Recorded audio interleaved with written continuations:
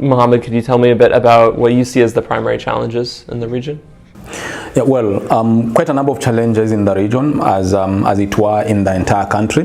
But the first thing that hits your face is drug and substance abuse for a lot of our young people. When you go through from the ferry all the way to Lunga Lunga, you meet a lot of these young people that are injection drug users, heroin addicts.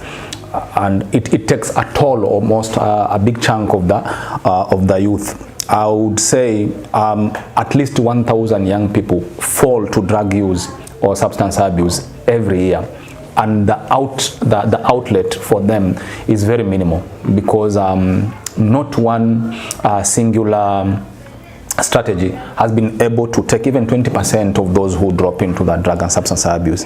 And then the other thing is juvenile crime. Young people as early as 12 years, 13 years, get themselves into gangs, and there is gang heroism. A young person who sees a gang leader as a prophet of some sort, because there is that power with gangs. So a lot of young people have been taken to think that being in a gang is the in thing, is the thing to be. And another thing, as it were in the entire world, violent extremism is rife, and some people have written Kwale as a hotbed for extremist activities. And unfortunately, we have one of our hotspot towns as the major recruiting, have been documented as a major recruiting zones for young people by extremist tendencies. So that's a big concern. Another thing is we are suffering, I would say, a downtown on livelihood opportunities. We have the tourism sector, we have agriculture as an opportunity, but then unfortunately it's not worked for so many people. It's not enough. And young people are really suffering. They don't get enough hope and faith that life is going to be better. But there's an elephant in the room, Denton. The elephant in the room is mental health. Because with drugs, with juvenile crime, with violent extremism, a lot of it is connected to mental stability. So for as long as our young people and our parents and leaders are not mentally stable, and we don't produce enough mental health therapy, then basically a lot of young people will still go back to drug and substance abuse and to juvenile crime, and they'll be taken by extremists. Yeah. So mental health is, for me, is a hallmark, an umbrella that sort of creates that risk. A lady of substance, a lady who decided to give back to the society and in venturing in more in those marginalized community. I'm talking about a lady who is championing Tuwajali Wajane Kwale. And this is an important session as she is a fellow of the Fazil Chinoy Fellowship. And this lady will be taking us through the struggles on the site. Yani yeye alikuwa yuko kwa site. Thank you very much. Allow me to introduce to you Mwanasha Gaserego, the founder of Tuwajali Wajane Kwale. Mwanasha, how are you? Fine, thank you, Sister Dalila. How are you? It's a pleasure, because she's also a journalist. I mean, this is a small world. The last time we met, she was on her toes giving out exemptions and achievements of what her initiative have been doing to the community. My guest is a very inspirational young man who happens to be a fellow at the Fazil Chinoy Fellowship. He will tell us more about the fellowship and also the impact it has had in his community and in his life. Welcome. It's an honor. Thank you so much. My name is Amani Nuri, and like you have mentioned, I'm a fellow at the Fazil Chinoy Fellowship, and I'd say I'm lucky because I'm one of the pioneer fellows of this fellowship. Yes. Thank you for hosting me. Welcome. Tell us, who is Nuri? Who is Amani Nuri? Well, Amani Nuri, like I always love to refer myself as Nuri. I regard myself, as the name suggests, Amani for peace, and Nuri for light. So in as much as I'm working in my community, I regard myself as, a peace agent and also the light that illuminates on other people.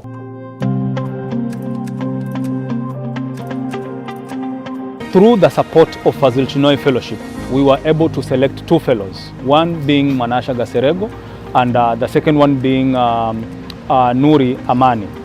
So today we have reached a full year of programming for Tuwajali Wajane initiative under Manasha Gaserego.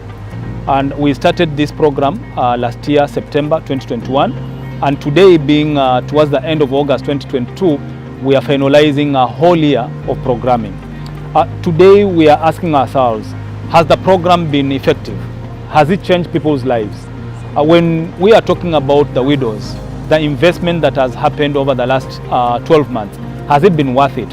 And that's why today we are here with the widows and officers in government and private sector, just to talk to them and tell us in this outcome harvesting moment, what is the most significant change that has happened in the lives of the widows through this support from Fazil Chinoy Fellowship, and what has contributed greatly to these changes, and if these changes have happened for real, then what does it mean in their lives? Have their lives changed?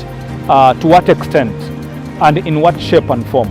Ya, zamani haikuwa rahisi kwa mwanamke kuja kwa polisi na kuja kuelezea mtu shida zake. Specifically sisi kama wanawake tuliokuwa pale kwa sababu tuondoe huo uoga. Yeah.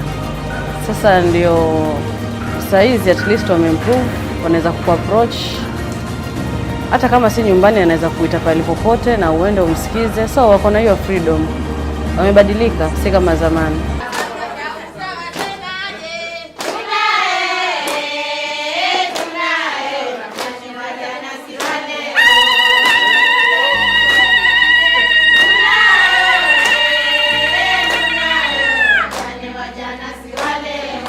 At the beginning, when we started engaging with the widows, they were not even able to express themselves. They were very shy, and coming to the office has been very difficult.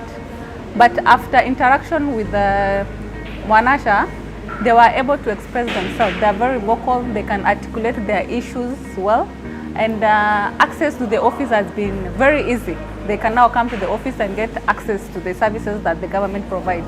Fazil Chinoy nampa shukrani sana kwa tulivyokuwa na mpaka alivyotufikisha saa hii. Mwenyezi Mungu amzidishie maisha marefu. Mwenyezi Mungu amzidishie na roho ya imani kama hiyo. Na tungependa huyu Fazil Chinoy, hatutaki kumsikia tuna jina hivi hivi. Tunataka Fazil Chinoy ajitoe, aje aonekane na wajane na sisi tumjue kwamba huyu ndiye mfadhili wetu mkubwa. So we are here today with teachers, students from these schools that we've been implementing the ILP club, being Kayatiwi, Mwanambeu Girls, Wa Girls, Mbweka Primary and Yeje Primary Schools.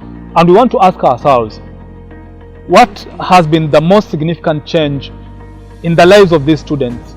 And for the teachers to tell us what has been their observation of the challenges before this program, and also what do they observe that has been changed in the lives of these students through this program. And also we want to understand what has contributed greatly to this change, these positive changes. And after that, we also want to know what does it mean with these changes? Has it improved the lives of the students? Has it improved probably the work of the teachers?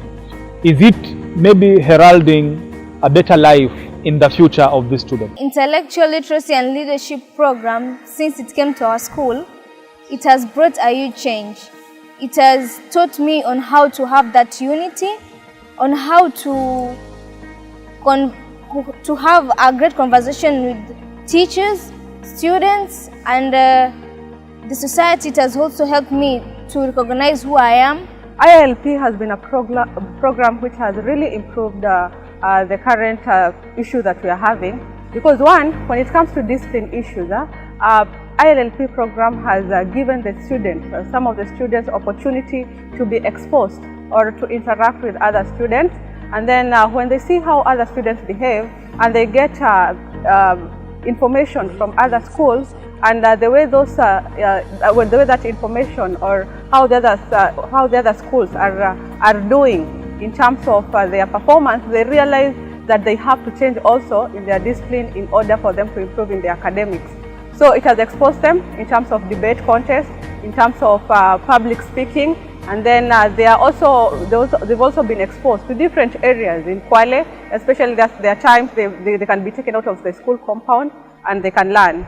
Secondly, about time management, there is a mentorship program whereby the project managers, they bring people from outside to talk to the students, which has really improved. Through these essays, you get to know a lot of vocabularies, a lot of new words, so which they are going to improve in your literacy and also English speaking. The biggest change that has occurred in my life as part now, I can say intellectual leadership, literacy and leadership program, it has really transformed me into another person. I see myself as a greater leader in life because it has helped me gain confidence of myself and believe in myself much more. I used to tremble, or rather shake, when I was standing in front of others, but now I thank God, by the grace of God and through the help of the ILLP club, I am now courageous enough, and I'm also confident of myself that I can stand in front of others and express myself, or rather my opinions and ideas. Wow, ILLP is a wonderful initiative, and I'm grateful to the Fazil Chinoy Fellowship for coming up with such a program together with Samba Sports Youth. This program has really worked to build the self-esteem of the learners. They've also made it so easy for the learners to start picking up English. Most of the exams are administered in English, but now you find also the children here in Kwale cannot even get the basic literacy. So this program has made it easier for them to pick up the language and then now improve in their academics.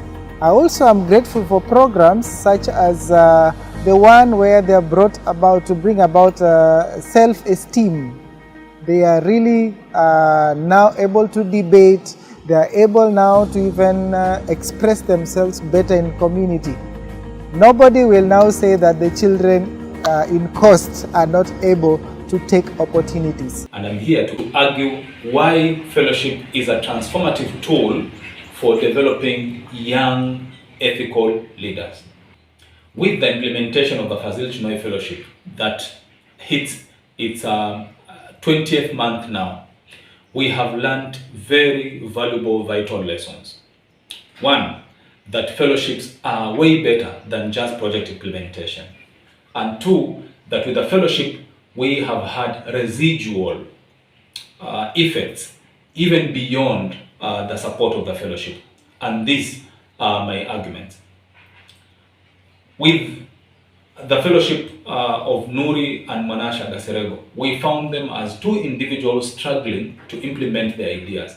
They were innovative, they were passionate, but then they didn't have time and resources to attend to their dreams. So you'd find maybe in a month, they would spend just around a day or two implementing those projects. But with the fellowship, we have made it possible that they entirely concentrate on their ideas. Beyond that, they have built teams around them. Each one of them has at least 6 or 7 people who are working for that idea. They have been built capacity, they have been mentored, and they are enjoying implementing the dreams of these two people. So with the fellowship, our idea of a fellowship is that we give a stipend to the project leader who actually conceived the idea. But beyond that, we are doing what we call backroom support. That means financial management, operational management, resource mobilization, report writing, and all these other things that we take them through the training with their teams that they have built. And beyond that, we have also supported in some way their project implementation. Over the period of 20 months now, we have seen a lot of value and a lot of effects and transformation within the two ideas that Nuri and Manasha Gaserego came with. This is an initiative that serves over 821 widows in Kwale County. The widows are organized in 30 groups. We have 15 of these groups in Sambweni location, and we have other 15 groups in Mivumoni location. And all these groups are supported by the Fazil Chinoy Fellowship, where I'm a fellow.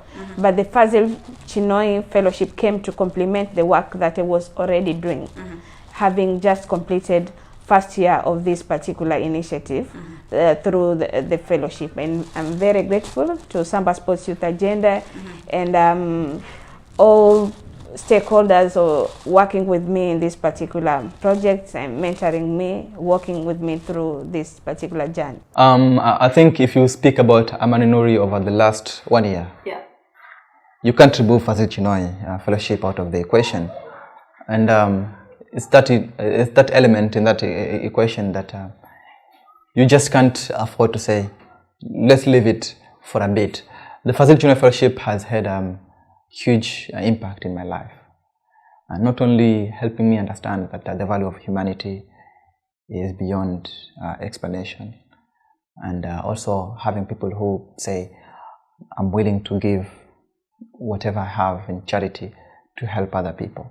So for me, it has also helped me understand that in what I get, I don't have to use it all by myself, the other people. And for me, I think it's a value that I've also picked, charity, helping other people, where I can. And speaking of also how it has changed me as an individual is how I relate with other people. Because someone who does not know who you are, where you come from, but just your story is enough. I think I'm getting emotional. is enough to say we're going to trust you to run this kind of program, support you, and impact other people. I think that is huge, and it has helped me understand that you don't have to know a person as an individual. I think their story really matters, because the stories are what people feed for hope and also inspiration.